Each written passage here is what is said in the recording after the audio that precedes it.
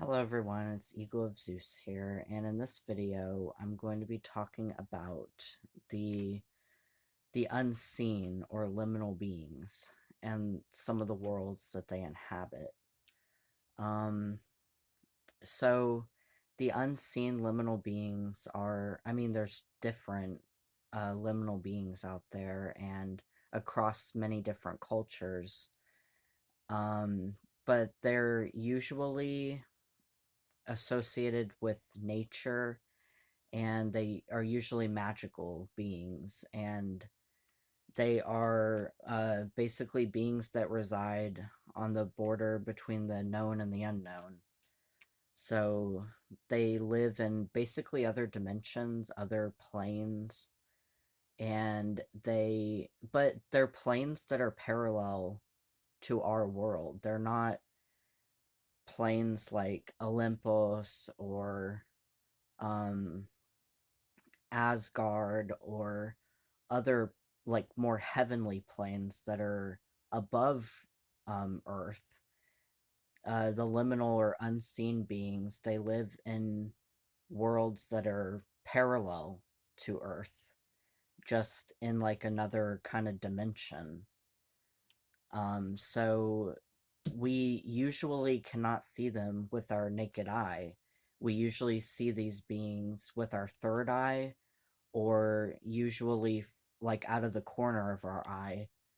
They are, yeah, they're basically beings that exist in the in between.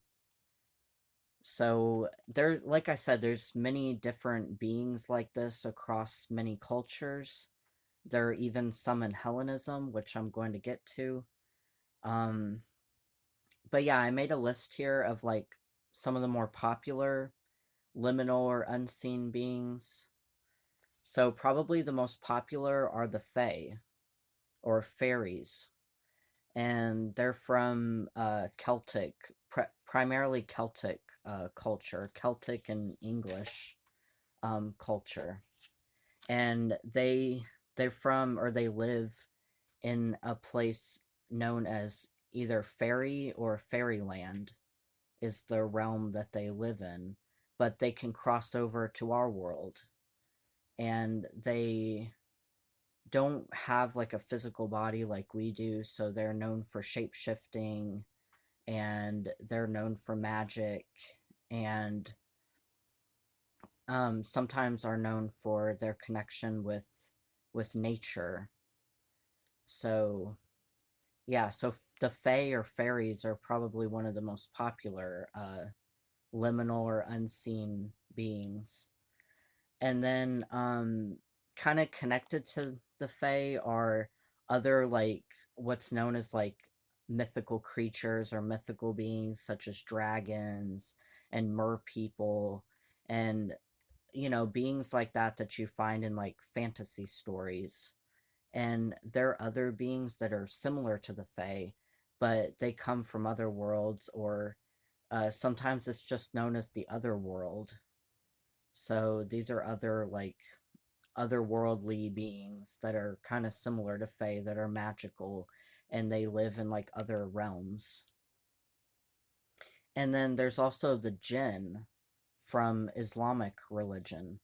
The jinn are also similar to like the Fae. They're unseen um liminal beings that they they they are said to live on Earth with humans, and they mostly live in like abandoned places or like desolate places. But they are um like unseen beings. You can't see them with your naked eye. But they are magical beings, and they were created in Islamic religion. It's said they were created before humans, and they were created from a smokeless fire. And so, yeah, the angels were created first, then the jinn, and then humans in Islamic religion.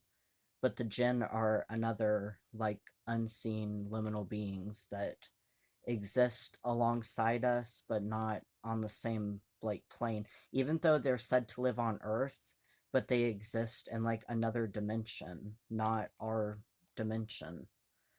And then there's also the yokai from Japanese culture, from Shinto. And the yokai are another like unseen beings or liminal beings that are associated with magic. They're supernatural beings, and they also exist in another world that's parallel to ours, but that we can't see with our own eyes.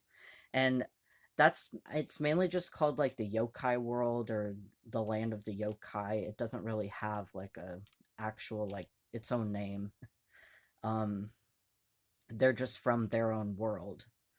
And then there's also just like some kind of general nature spirits that you can find in many different cultures, and this is where Hellenism kind of comes in, with nymphs and satyrs are similar beings to that. They're nature spirits, and they exist in like a in between type of plane. So those are other beings, and those are from Hellenism. And there's also just elementals. They're called elementals. These aren't from Hellenism, but they're another kind of nature spirits called elementals, that are connected with nature. And then Scandinavian folklore has beings called the Holdras, or the hidden folk. And Germanic folklore has the elves, or Alfar. But those are sometimes considered fae. I've heard some people, they consider the Alfar a type of fae.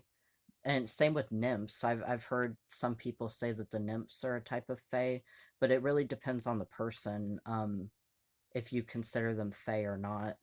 Um, and then Native American cultures have beings like this as well, and there's different beings uh, associated with different tribes, but the Hopi tribe has a being called the Kachinas. I think is how it's pronounced, Kachinas.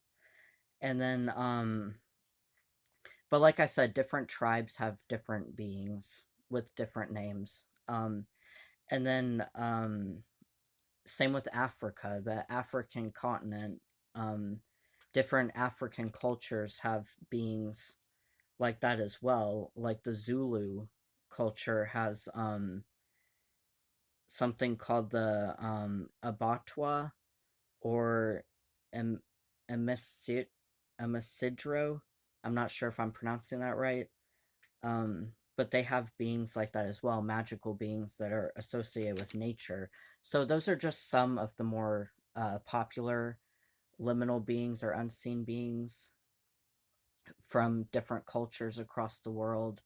But the one thing that unites them all is that they are from, like I said, other dimensions, other planes that are equal to ours, that are parallel to ours, and they cross over into our world.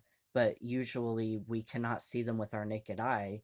We usually see them with our third eye, with clairvoyance, and or from like the corner of your eye, like if you see something move, like move out of the corner of your eye or something like that. But they interact with us in our world, and they are usually magical beings. They have magical powers, and they are associated with nature a lot of the time. Not always, but a lot of the time they're associated with nature. So, yeah, and also another thing is not all of these beings are bad, because I know especially the Fae and the Jinn, they have a reputation of people think that they're all bad and malevolent, but that's not true. These liminal beings, these unseen beings, are similar to humans in the way that we're all different. So, like, not all humans are bad and malevolent, not all Fae are bad and malevolent, or not all Jinn or yokai are bad or malevolent. We're all different, we're all unique. And some people can work with these beings, like I work with the Fae, And there's some people that work with jinn or yokai or the alfar, other beings like this. So you can work with them in your spiritual practice because, like I said, they are magical beings, so they can aid you with your own magic and spiritual journey. So, but just do a lot of research, of course, if you want to work with any of the unseen beings. Do a lot of research on them and, always be cautious. So, yeah, I guess that's about it. I just want to make this video talking about the unseen world and the unseen beings because I feel like maybe I don't really see many people talk about it much. You know, uh, so I just figured I'd make this video talking about it. Um, so yeah, I guess that's about it. I can't really think of anything else to say. Um, but I hope this video was informative, and I will see you guys in the next video, and may the gods bless you all. Bye.